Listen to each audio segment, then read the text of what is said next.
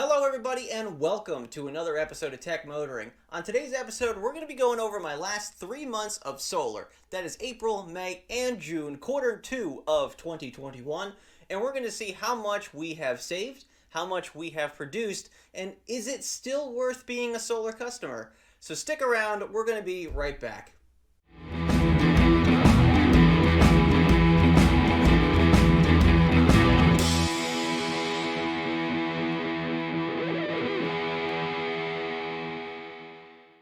Welcome back everybody. Well, if you're new to the channel, we do these solar episodes every once in a while since I've gotten solar on my house 1 year ago in July.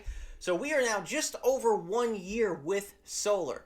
So now we have to see exactly whether or not it has been worth it. So if you haven't seen any of my previous videos, I'll go ahead and throw the playlist up here for my solar playlist since the very beginning, right when I got solar and everything after that.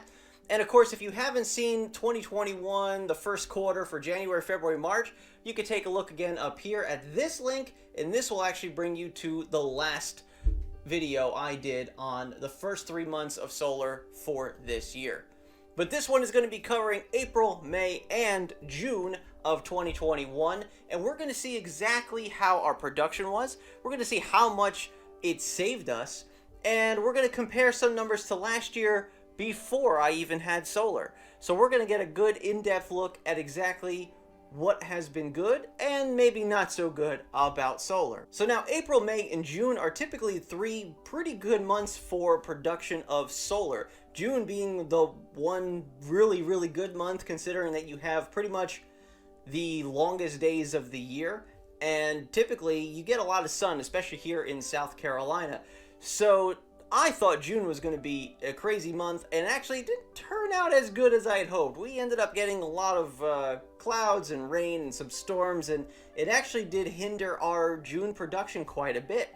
So I was really hoping for 1,000 kilowatt hours of generation. We didn't quite make it this year, maybe next year, but we'll also see what happens in July. But let's take a look at our statistics for our energy that we produced during the months of April, May, and June. So here in April, you see we produced 816 kilowatt hours of energy. And of course in May, we did a little bit better at 832. And once again, June really was hoping for a better month, but unfortunately that was just what turned out. 883 kilowatt hours in June. Now, of course, you can see the respective dates below it, and those dates are there because that is based on my billing cycle.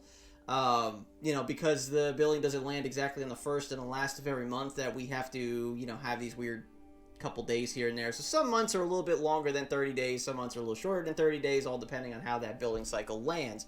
But as you could see, 4.6 to 5.4 is basically a full month, 5.5 to 6.2 might be a little bit less than a full month, and then we have 6.3 to 7.6, which actually might be a little bit more than a full month.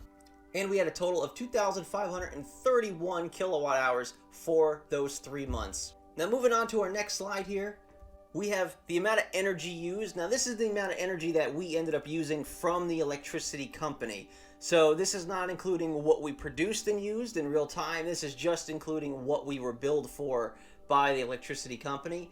So we only used 327 kilowatt hours in April, mainly because we didn't really use the air conditioning very much. It was pretty mild. May, pretty much the same idea there. Very little use of the HVAC system, so that's why our production is a little low. And of course, June, as we got a little bit hotter, we started using the air conditioning a little bit more and only used 423 kilowatt hours. So in total, we only used 1,047 kilowatt hours. Now on this slide, we see energy sent back. Now this is excess energy that we produced and ended up sending back to the electricity company because we couldn't use it at that time. So as we can see here in the month of April, we actually sent back 613 kilowatt hours of energy. In May, 523, and in June, 400. Now, of course, remember that we were producing more every single month that we went here, but we sent back less. And that's mainly because of our HVAC system. As we needed a little bit more air conditioning during the day, we didn't have as much to send back to the electricity company. So we ended up only sending back what you see right here, 613 kilowatt hours for April, 523 kilowatt hours for May, and only 400 for June. And, once again, these numbers are pretty good. Like, we are sending back some electricity, but we're also using a bit of that electricity as well.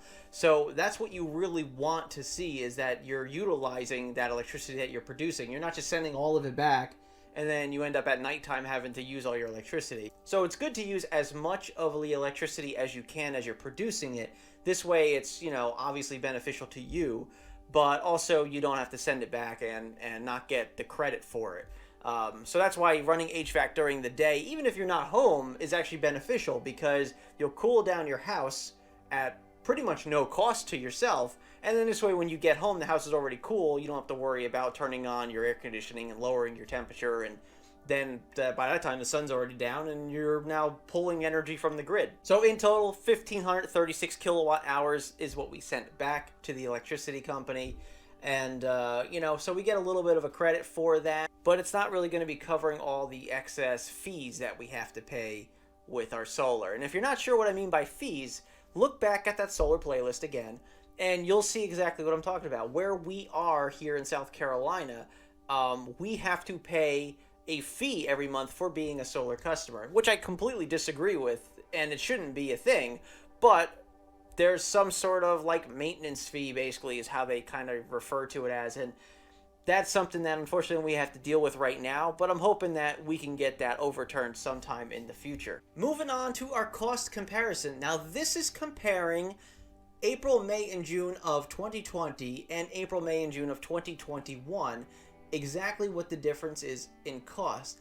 Now, one thing I will mention here as a little asterisk here in the corner is that keep in mind that we bought an electric car in November, and we charge that electric car at home most of the time.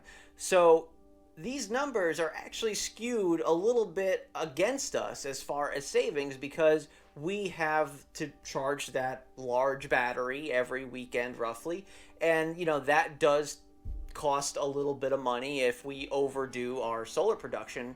And that's just another thing to consider when looking at these numbers. So if the savings don't seem quite enough for you, keep that in mind, that our situation is a little bit different.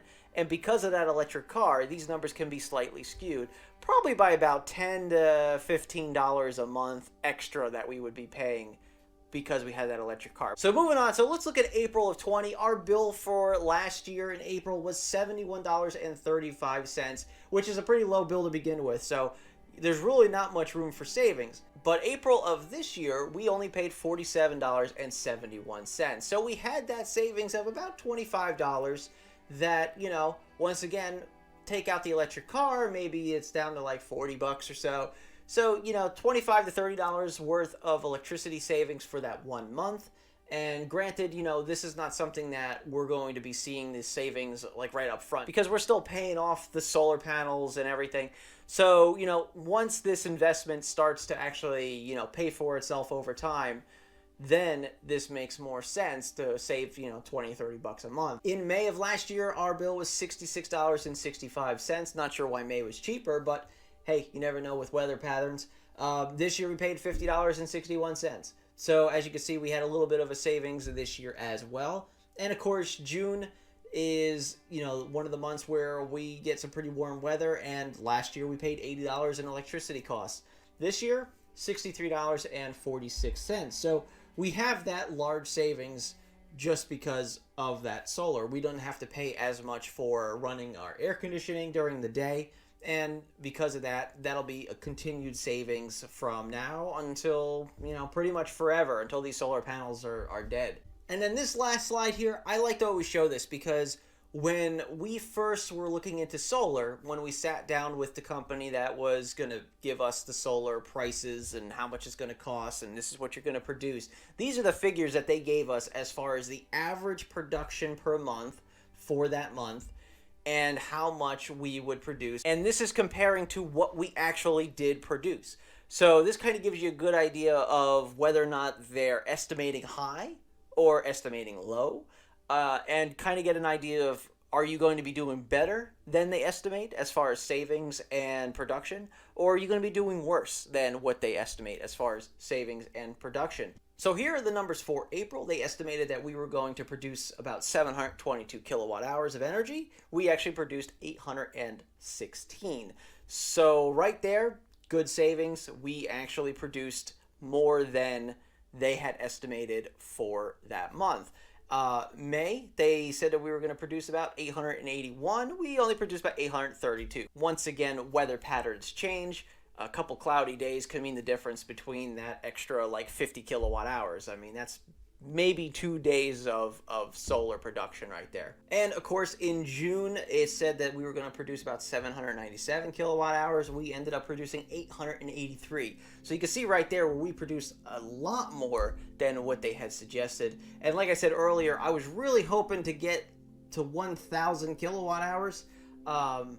And we probably could have had the weather been slightly better, but that would be stretching it quite a bit, obviously, because they're saying that, the estimate is probably not as good. And clearly, they knew that there was something different with weather patterns in the month of June, because their estimate for May is actually higher than June.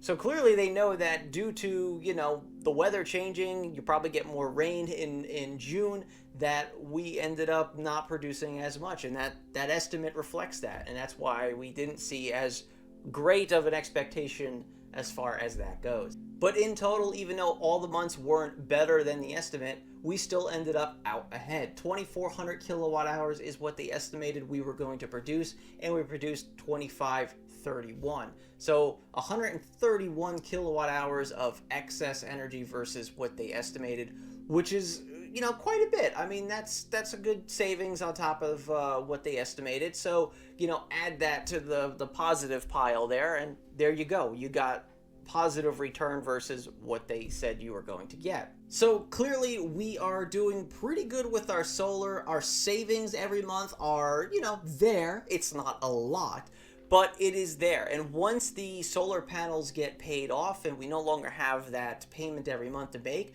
these payments are just going to get even better. And then on top of that, is it worth for us to get a home battery system to, harness this energy while we're not home? And instead of getting paid 1/3 of the cost of what they're going to be charging us for that electricity at nighttime, we could just have a battery system that stores it during the day and then spits it back out at night for us. And then this way we're not pulling from the grid even at nighttime. And that can benefit. But how much money are we really going to be saving every month? $30, maybe $40, and then total that over the range of maybe 10 years for the length of a battery life, and you maybe get your money back, maybe not. It really all depends on how much you're going to be saving and how much electricity that you use. Now, I will admit that once we start getting another electric car and we start using more electricity, then a home battery is probably going to be worth it. So that's about all I have for you today. If you are a solar customer, do these numbers look good to you? Are you getting roughly the same as me in your area? Are you getting better than estimates or worse than the estimates that they handed you when you first decided to do this? Or are you looking to do solar? Is this enough to entice you to do a solar system on your roof?